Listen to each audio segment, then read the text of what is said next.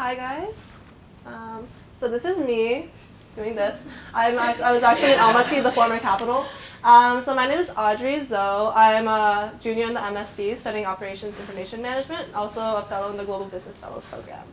And so this summer I was working with Kunde Social Cafe in Astana, Kazakhstan. And so let me just go by this one first. So Kunde Social Cafe trains and employs adults with intellectual disabilities with the goal to combat social stigma and isolation faced by these individuals. So this was very different from a lot of the other locations I saw with GU Impacts, is because it's intentionally for-profit, because it recognizes that for-profits, when they have the goal of social impact, they're actually much more effective. And so rather than tokenizing their beneficiaries or relying on this one-time aid, they're fundraising and working with their beneficiaries to provide superior service.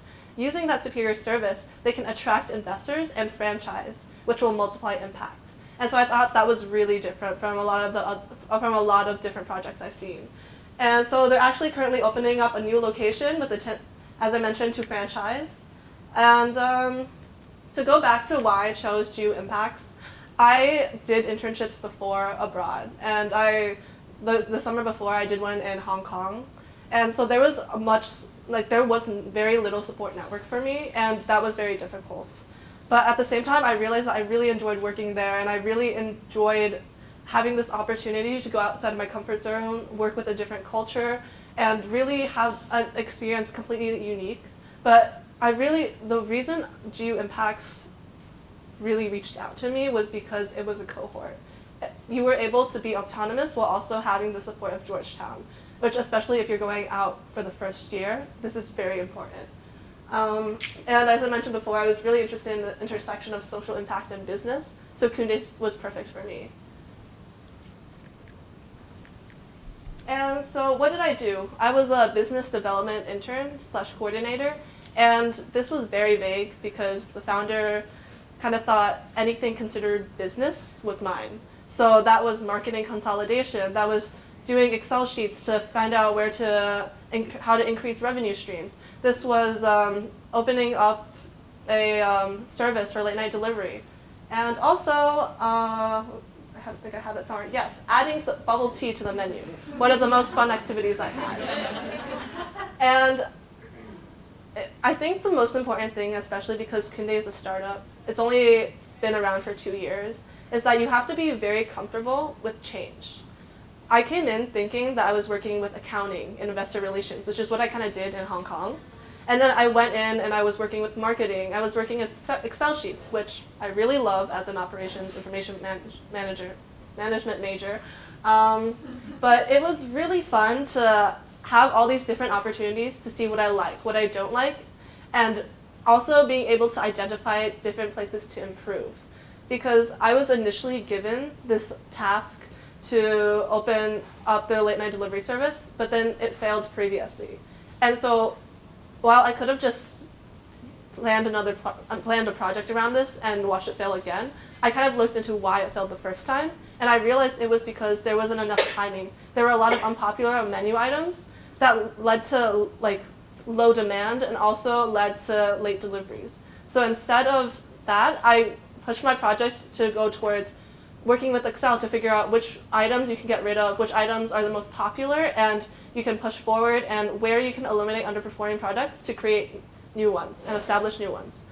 And so it was really fun doing all of that.